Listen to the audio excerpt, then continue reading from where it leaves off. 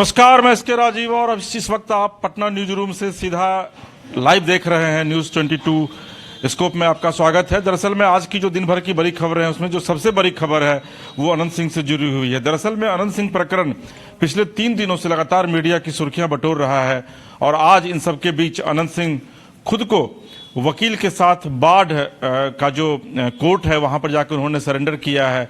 और वहीं दूसरी तरफ जो सोनू मोनू गैंग की बात कही जा रही है जिसमें कि अनंत सिंह और उनके बीच मुठभेड़ हुआ था, उसमें सोनू की गिरफ्तारी जो है और एक और उनके सहयोगी हैं रोशन, उनकी गिरफ्तारी जो है वो पंचमहला थाना की तरफ से कर ली गई है।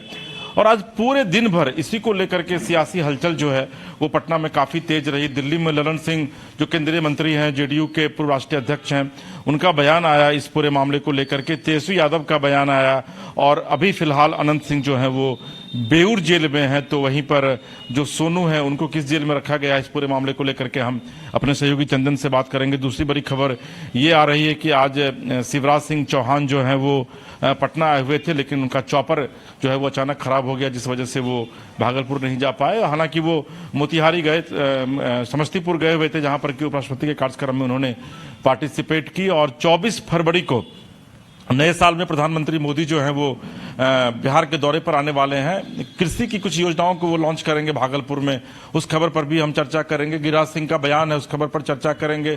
सूरजभान सिंह वो भी टाल इलाके से ही आते हैं, उनका एक बड़ा बयान सामने आया है और उन्होंने अनंत सिंह को रावण बताया है। फिलहाल अभी वो पशुपति पारस की पार्टी में है, पूर्व सांसद रहे हैं और बिहार में बाहुबली की छवि उनकी भी रही है। तो एक बाहुबली जो है वो दूसरे बाहुबली को रावण बताता है, रावण कहता है।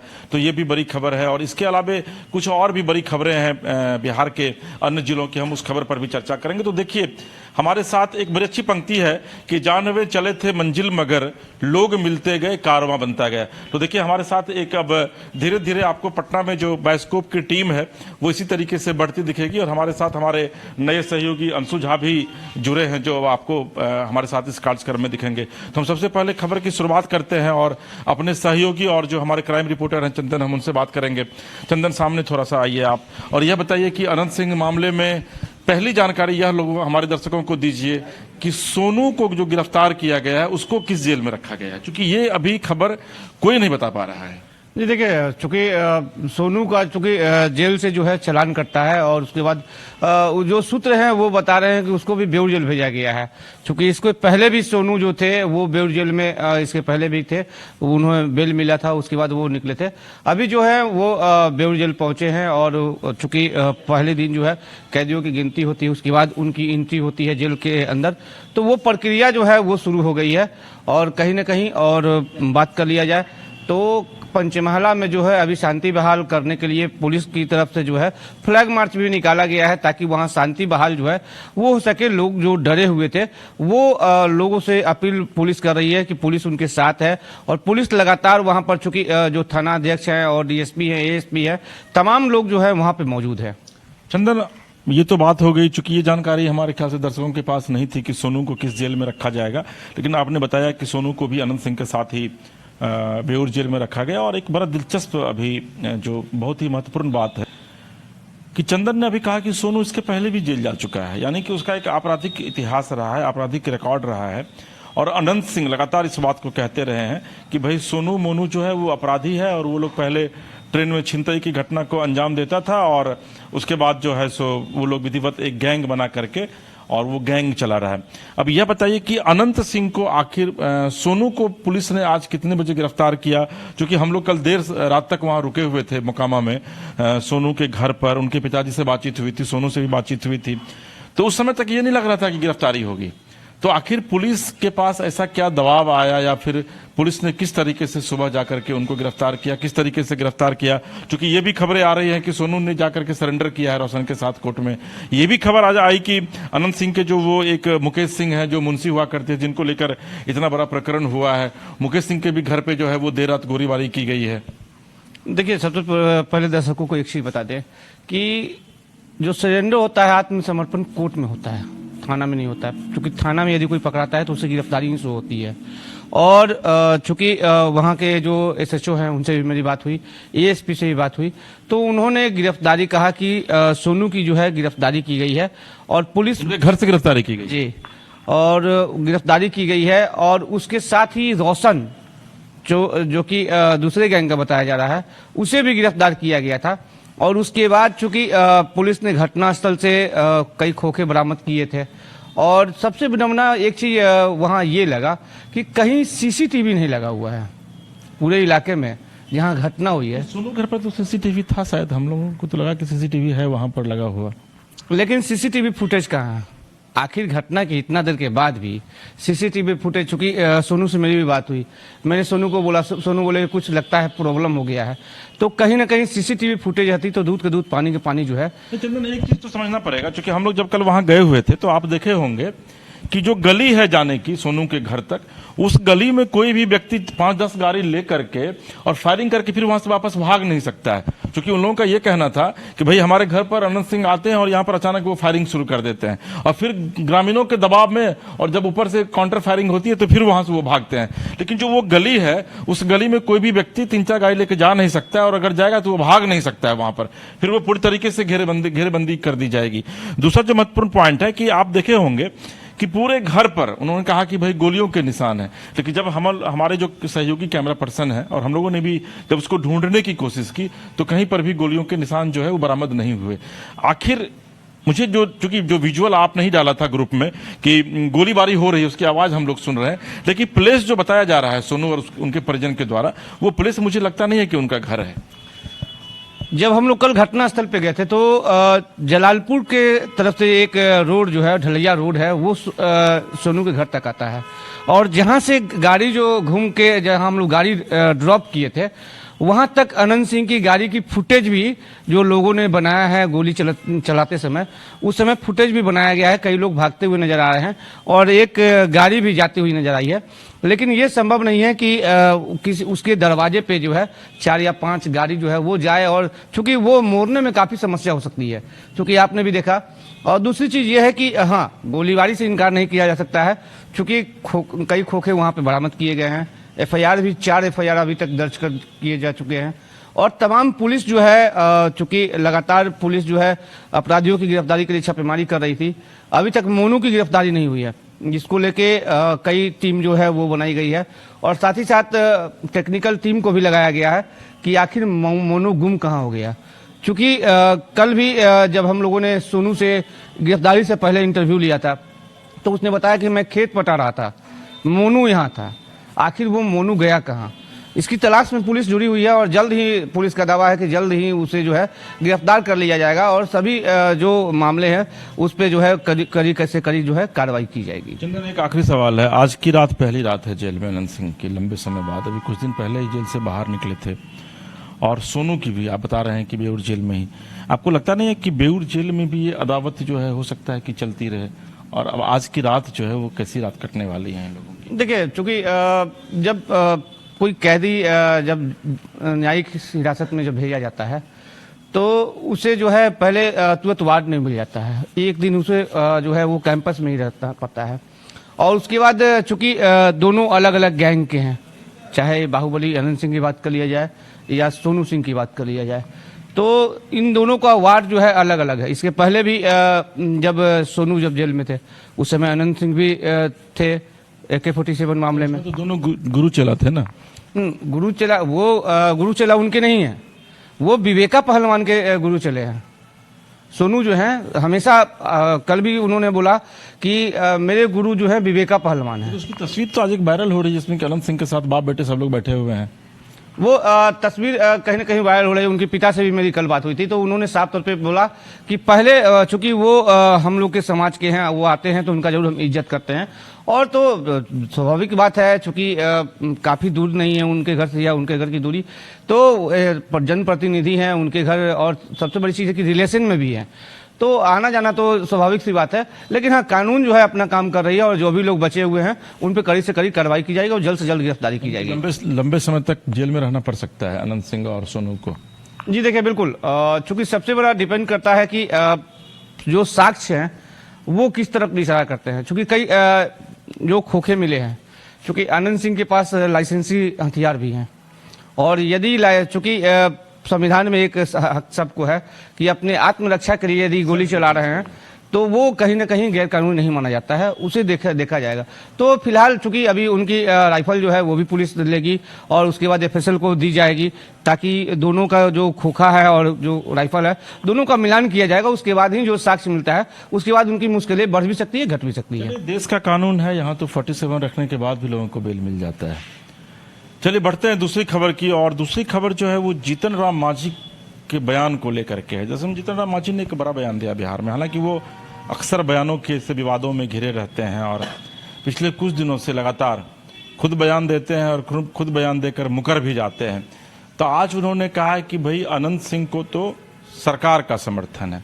और क्या कुछ कहा है हमारे सहयोगी महीप हैं जो आज इस खबर पर बने हुए थे। महीप बताइए, आज आप जीतन राम मांझी के बयान को आज आपने कैद किया है अपने कैमरे में, क्या कुछ कहा है मांझी ने? बिल्कुल सर, बता दूं कि जीतन राम मांझी से जब हमने पूछा कि बिहार में एक बार फिर से 1990 का दशक लौट रहा है क्या, लॉ एंड ऑर्डर की स्थिति जो आप लोग बार बार कहते हैं कि नीतीश जी के आने के बाद से लॉ एंड ऑर्डर की स्थिति अच्छी हो गई है, तो और अनंत सिंह को लेकर कल जिस तरह से गोलीबारी हुई, कल रात में हुई, आज सुबह में हुई, दो बार गोलीबारी हो जाती है, तो उन्होंने साफ कहा कि बिहार में लॉ एंड ऑर्डर की स्थिति गड़बड़ नहीं है। उन्होंने कहा कि जब कोई आदमी किसी बड़े आदमी के पास जाता है और वो उसके पास फरियाद करता है तो वो उसके जनप्रतिनिधि होने के नाते वो वहां जाएगा। और अनंत सिंह चूंकि एक बाहुबली हैं, पूर्व में विधायक भी रहे हैं, उनकी पत्नी विधायक है, तो जब फरियादी उनके पास पहुंचा था तो उन्होंने साफ तौर पर कहा कि वो सारे मामलों को लेकर पंचायती करने गए थे और दूसरे गैंग की तरफ से जब फायरिंग हुई तो फिर फायरिंग का जवाब फायरिंग से होगा। जब कोई हमारे ऊपर हमला करेगा तो सेल्फ डिफेंस में, जैसा कि चंदन जी ने बताया कि सेल्फ डिफेंस में हम भी। मांझी जी कहना क्या चाह रहे हैं? वो सरकार को सपोर्ट कर रहे हैं या सरकार के विरोध में कर रहे हैं? बिल्कुल, मांझी जी कहना यही चाहते थे कि सरकार के पास हम जाते हैं किसी चीज को लेकर तो उस पर तुरंत कार्रवाई नहीं होती है, लेकिन अगर किसी बाहुबली के पास जाते हैं, किसी बड़े नेता के, उन्होंने अपना भी उदाहरण दिया कि दक्षिण गया की बात कर लें तो वहां भी पंचायती लगाई जाती है और हमारे पास कोई आता है तो हम भी उसका जो है वो उसको हल करने की चाहते हैं। तो ऐसे में चूंकि उनके पास पावर ज्यादा है, अनंत सिंह के पास, उनके पास शक्ति ज्यादा है, यानी कि सरकार से कहीं ज्यादा वो दिखाने की कोशिश कर रहे थे कि अनंत सिंह पर लोगों को भरोसा है, इसीलिए लोग गए थे। तो देखिए, मांझी के बयान को अगर हम लोग समझने की कोशिश करें तो मांझी एक तीर से कई निशाना साधने की कोशिश कर रहे हैं। एक तरफ वो नीतीश कुमार पर सवाल भी खड़े करते हैं, दूसरी तरफ अनंत सिंह को बाहुबली भी बता देते हैं और तीसरी भी बात कहते हैं कि भाई अनंत सिंह चूंकि इतने ताकतवर हैं कि वो समस्याओं का समाधान कर सकते हैं। लेकिन आपको एक चीज बता दें कि जीतन राम मांझी जब बिहार के मुख्यमंत्री बने थे उस समय यही अनंत सिंह हैं जो जीतन राम मांझी को हमेशा टारगेट किए रहते थे। क्योंकि राजनीति है तो राजनीति में सब चलता है। बढ़ते हैं अगली खबर की ओर। दरअसल में शिवराज सिंह चौहान केंद्रीय कृषि मंत्री हैं, वो बिहार के आज एक दिवसीय दौरे पर आए हुए थे और समस्तीपुर वो गए हुए थे। समस्तीपुर जाने के बाद वहाँ उपराष्ट्रपति के कार्यक्रम में उन्होंने विधिवत पार्टिसिपेट किया और वहाँ कृषि को लेकर के भी चर्चा की। वहीं ने उनसे बातचीत की है पटना एयरपोर्ट पर, हम वहीं से बात करेंगे। शिवराज सिंह चौहान ने कृषि को लेकर क्या कुछ कहा? चूंकि अब पीएम का प्रोग्राम था, वहां भी जाना, तो उस पर हम विवेक से बात कर लेंगे, लेकिन कृषि को लेकर क्या कुछ कहा? उन्होंने कहा कि कृषि की दिशा में जो है बिहार विकास कर रहा है और लगातार इसी तरह का जो विकास का कार्यक्रम है वो होना चाहिए। तीसरी कृषि रोड मैप की भी उन्होंने तारीफ की कि जिस तरह से तीसरी बार जो कृषि रोड मैप की बिहार सरकार ने तैयारी की है और उस पर जो इम्प्लीमेंट किया जा रहा है वह बहुत अच्छा है और जो भी केंद्र सरकार से सहायता की बात की जाएगी वह लगातार केंद्र सरकार देगी। यानी कि बिहार के विषय में कहा जाता है कि बिहार जो है वो कृषि प्रधान प्रदेश है, तो यहाँ पर कृषि को और ज्यादा बढ़ावा देगी और उसमें केंद्र सरकार मदद करेगी। बिल्कुल सर, धान का कटोरा भी कहा जाता है हमारे एरिया को, जो हमारा सीमांचल का एरिया है, तो उसमें भी उन्होंने कहा है कि किसी भी तरह की कोई भी कमी, चाहे वो पैसे की हो या किसी भी तरह के बीज की हो, खाद की हो, किल्लत हो, वह नहीं होने देगी और बिहार सरकार लगातार इस दिशा में बहुत बेहतर काम कर रही है। उन्होंने बिहार के मुख्यमंत्री नीतीश कुमार की भी जमकर तारीफ की। चलिए, एक और बड़ी खबर है कि प्रधानमंत्री नरेंद्र मोदी नए साल में पहली बार बिहार आ रहे हैं और 24 फरवरी को वो भागलपुर जाएंगे, जहां पर वो किसानों से मिलेंगे। किसानों को लेकर कई बड़ी योजनाओं की वो सौगात भी दे सकते हैं वहां पर, क्योंकि दरअसल में बिहार चुनावी वर्ष में प्रवेश कर चुका है और ज्यादा से ज्यादा कोशिश होगी एनडीए सरकार की, कम से कम चाहे बिहार सरकार हो या फिर केंद्र सरकार, कि बिहार में योजनाओं का पिटारा खोल दिया जाए। और इसी के तहत शिवराज सिंह चौहान आज वहां जाने वाले भी थे, लेकिन वो नहीं जा पाए।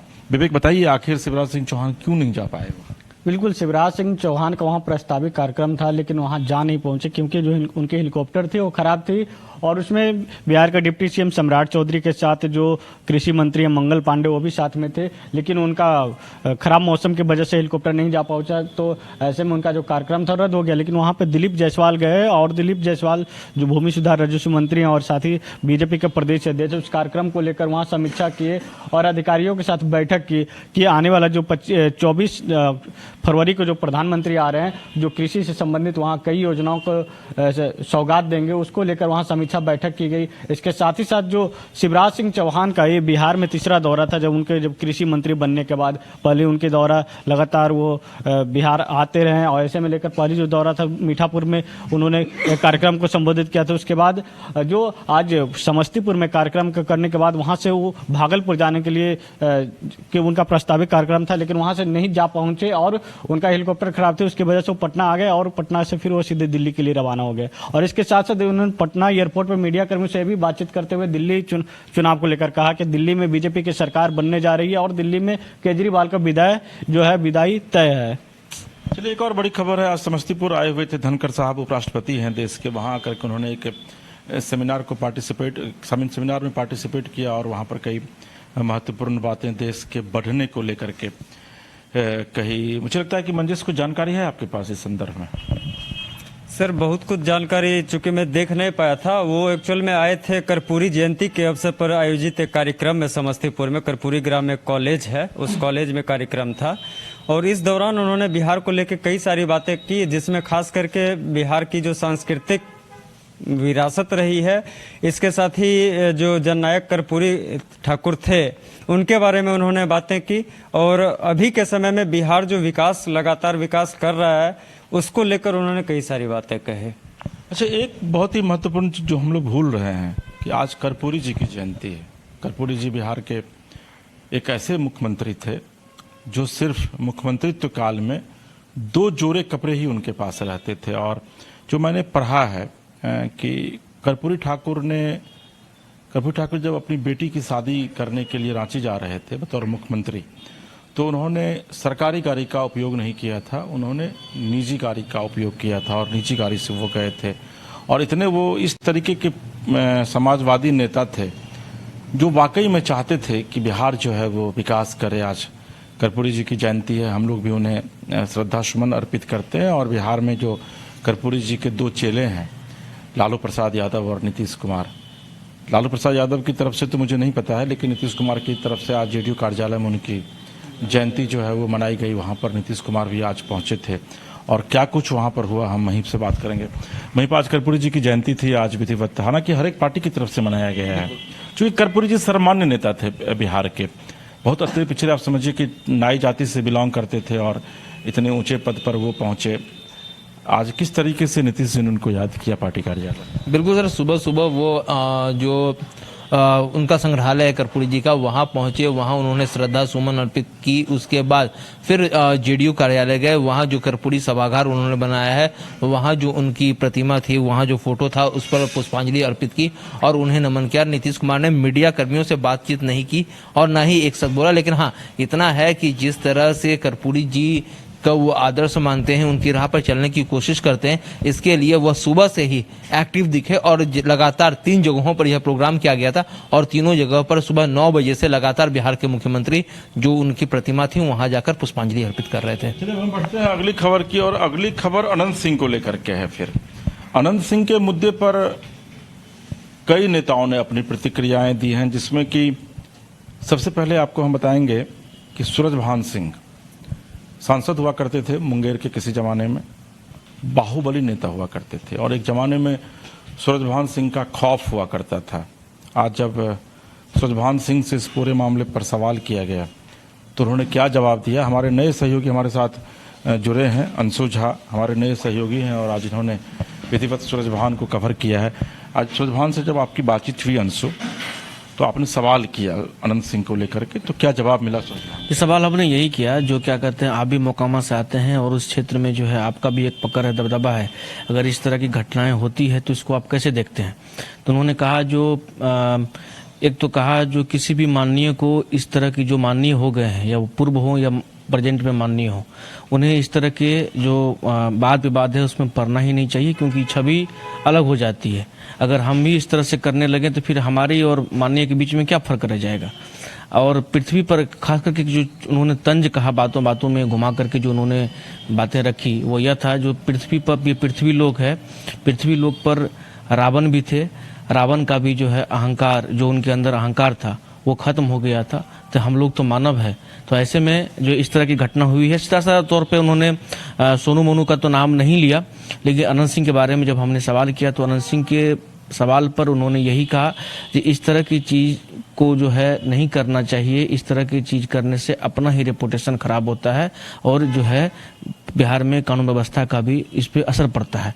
सूरजभान का ये कहना था। साथ ही लोजपा के नेताओं से भी बात हुई तो सबका यही कहना था जो मतलब इस तरह की घटना जो होती है इससे लॉ एंड ऑर्डर पर तो इफेक्ट पड़ता है, लेकिन सूरजभान सिंह का जो बयान आया उसके बाद ये कह सकते हैं जो दोनों के बीच जो उधूर विरोधी का भी हम लोग खबर ये जानते हैं, जो दोनों में एक दूसरे के अंदर जो है विरोध की भावना है, तो सीधे तौर पर उन्होंने बातों बातों में घुमा करके अपने बातों में यह कह दिया जो पृथ्वी पर किसी का अहंकार नहीं रह सकता है। देखिए, राजनीति में शब्दों की बड़ी महत्ता हुआ करती थी किसी जमाने में, लेकिन राजनीति में अब शब्द जो है वो अपनी न सिर्फ अपनी मर्यादा की सीमाओं को लगातार लांघ रहा है, बल्कि सूरजभान जैसे नेता अनंत सिंह को कहते हैं कि वो रावण है। हालांकि ललन सिंह का भी इस पर कुछ बयान आया है दिल्ली में, वहीं आप देख रहे थे ललन सिंह ने क्या कुछ कहा, चूंकि कल जब हम लोग वहां गए थे तो वहां भी ये चर्चा का विषय बना हुआ था कि भाई ललन सिंह से अनंत सिंह की भी बहुत नजदीकियां हैं और ललन सिंह के से क्या है सोनू और मोनू उनकी भी बड़ी नजदीकियां हैं। तो आज और तेजस्वी यादव ने तंज भी कसा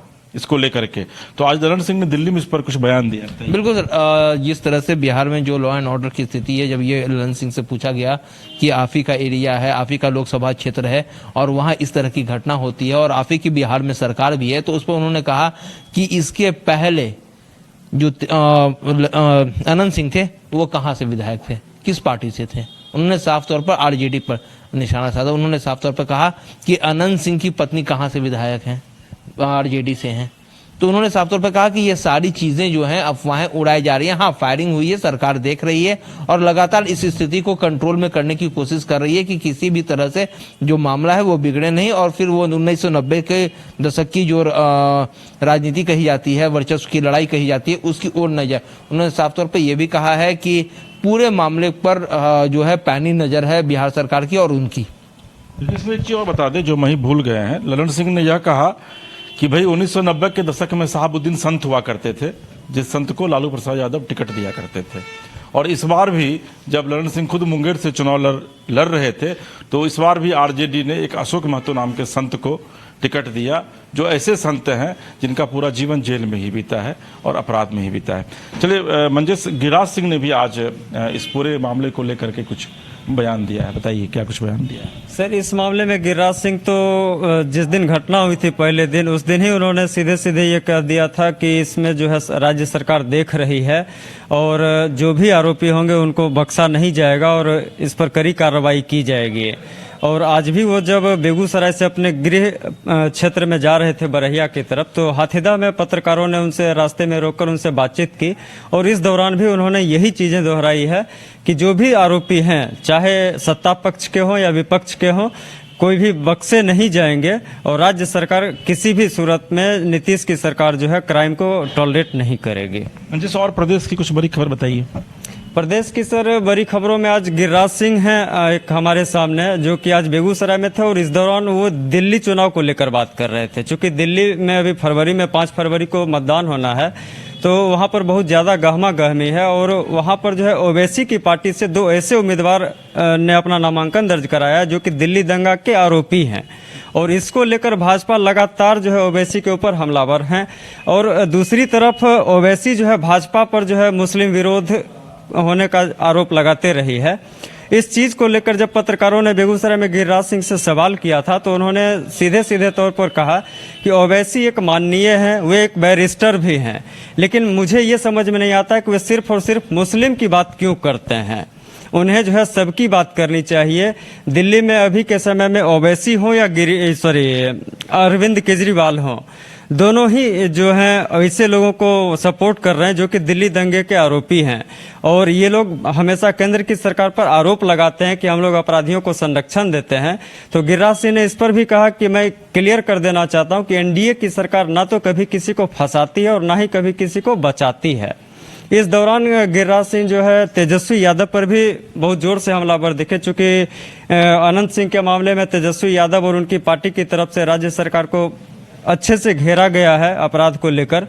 तो इस पर भी जब उनसे सवाल किया गया तो मतलब बहुत ही तल्ख लहजे में एक तरह से हम कह सकते हैं गिरिराज सिंह ने सवाल किया कि आज अगर तेजस्वी इस तरह की भाषा बोल रहे हैं तो उन्हें सबसे पहले अपने माता पिता के शासनकाल को देखना चाहिए, जिस समय एक महिला, एक लड़की अपने घर से नहीं निकलना पसंद करती थी। एक आदमी जो है घर से निकलना नहीं चाहता था और अगर किसी कारण से वो निकल भी जाता था तो फिर उसे उम्मीद नहीं होती थी कि वो घर लौटकर आएगा।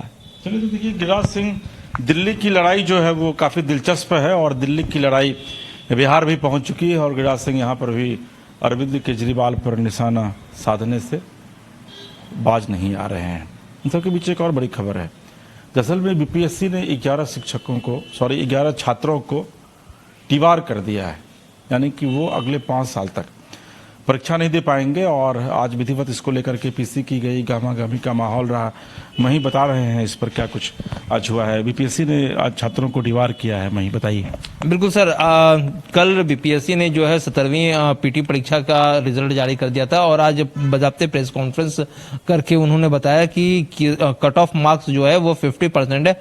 और ऐसे बहुत से कैंडिडेट हैं जो कि हल्ला कर रहे थे कि बहुत ही इजी क्वेश्चन आया है और कट ऑफ मार्क्स जो है वो 120 नंबर का होगा, लेकिन सिर्फ एक कैंडिडेट है जिसने 120 नंबर जो है वो प्राप्त किए हैं, यानी 3,83,000 जो स्टूडेंट है उसमें सिर्फ एक जो स्टूडेंट है उसने 120 नंबर प्राप्त किए हैं। वहीं जब हम लोगों ने पूछा कि आखिरकार जो लोग बीपीएससी के खिलाफ अभ्यर्थी हंगामा कर रहे थे उसका आप लोगों ने क्या किया, तो उन्होंने साफ तौर पे कहा कि ऐसे 11 अभ्यर्थी हैं जिन्हें चिन्हित किया गया है और इनको जो है वो 5 साल के लिए डीवार कर दिया गया है। और कहा कि अभी भी ऐसे बहुत से लोग हैं जिन्हें चिन्हित किया जा रहा है, जिनकी फुटेज मिलान की जा रही है। साथ ही साथ उन्होंने कहा कि बताइए, हमारे तरफ से जो कहा जा रहा था, जो छात्रों की तरफ से कहा जा रहा था, बहुत ही सिंपल क्वेश्चन पूछे गए हैं, बहुत ही लो कैटेगरी के क्वेश्चंस हैं, लेकिन ऐसे अभी भी बहुत से कैंडिडेट हैं जो कि खुद अपना जो रोल नंबर है उसे डॉट से रंगा जाता है, वो OMR सीट कहा जाता है उसे, वो तक नहीं भर पाए। तो साफ तौर पर आयोग ने कहा कि ऐसे अभ्यर्थी हैं जो पढ़ना नहीं चाहते हैं, जो सिर्फ हंगामा करना चाहते हैं और इसको लेकर आयोग लगातार जो है वो सख्ती से पेश आ रही है।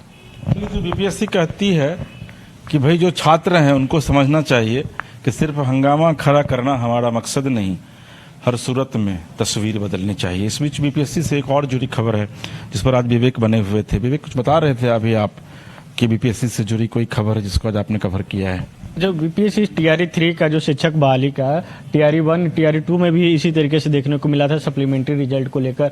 आज भी अभ्यर्थी जो हैं सप्लीमेंट्री रिजल्ट को मांग कर रहे हैं। एक कैंडिडेट को 3-3 जगह सिलेक्शन हो गया तो वो एक ही जगह कहीं योगदान दे सकता है, और जो सीट खाली हो गई है उस सीट पर उन लोग जो अभ्यर्थी जो लोग आंदोलन कर रहे हैं उनका कहना है कि 15,000 समथिंग जो बच्चे हैं उनको उस जगह पर फुलफिल किया जाए। और आयोग जो है स्पष्ट कर दिया कि किसी भी हाल में वो लोग हैं वो लेंगे नहीं, क्योंकि अगले टीआरई 4 के लिए भी तैयारी करना पड़ेगा। जब तक सीट खाली नहीं रहेगी तो अगला वैकेंसी कहां से आएगा। ऐसे में लेकर आयोग सीधे तौर पर कर दिया है।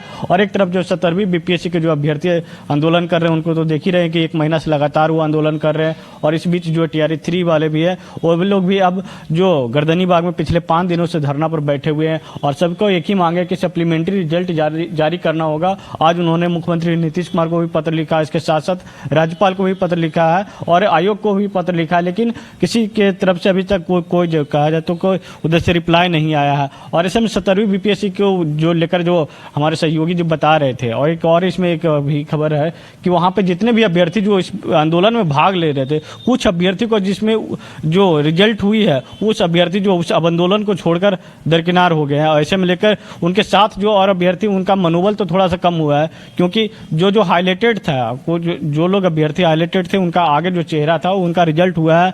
आज हमने वहां पे एक अभ्यर्थी से भी बातचीत की तो उनका साफ तौर पर कहना था कि हमारा रिजल्ट हो गया और हम अब मेंस की तैयारी के लिए लगे हुए हैं। तो ऐसे में जो उन अभ्यर्थी जो थे उनका कहीं ना कहीं मनोबल कमजोर हुआ कि आज भाई जब इनका हो गया, फायदा मिल गया, तो हमको छोड़कर अब जा रहे हैं। चलिए देखिए, बड़ा इत्तेफाक है कि जो छात्र बैठे हुए थे धरना पर, उनका परीक्षा परिणाम आ गया और उन्होंने भी साथ छोड़ दिया अपने छात्रों का, अपने मित्रों का। 1990 के दशक में एक हिंदी फिल्म आई थी, उसका गाना बहुत लोकप्रिय था, मतलबी हैं लोग यहाँ पर, मतलबी जमाना, सोचा साया साथ देगा, निकला वो बेगाना। यानी कि जो छात्र कल तक अपने मित्रों के साथ आंदोलन को हवा दे रहे थे, जब उनका परीक्षा परिणाम आ गया और उनका हो गया उसमें, तो वही छात्र जो हैं अब अपने मित्र का साथ छोड़ करके अब परीक्षा की तैयारी में लग गए हैं। तो आज ये दिन भर की बड़ी खबरें थी जो पटना सहित पूरे प्रदेश से हमने आपको बताया। आपको हमारा ये कार्यक्रम कैसा लगा? आप हमारे यूट्यूब पर जाइए, न्यूज़ 22 स्कोप आप लिखिए, यूट्यूब पर सर्च कीजिए उसको, उसमें हमारे प्रोग्राम को आप लाइक कीजिए, चैनल को सब्सक्राइब कीजिए, कमेंट बॉक्स में जाकर कमेंट कीजिए, शेयर कीजिए, क्योंकि आपका कमेंट हमें कहीं ना कहीं से एक प्रेरणा देता है कुछ और बेहतर करने की। और तब तक के लिए आप तमाम सहयोगियों के साथ और खासकर जो हमारे कैमरा पर्सन हैं हीरा के साथ, इसके राजीव को दीजिए इजाज़त और आप देखते रहिए न्यूज़ 22 को। नमस्कार।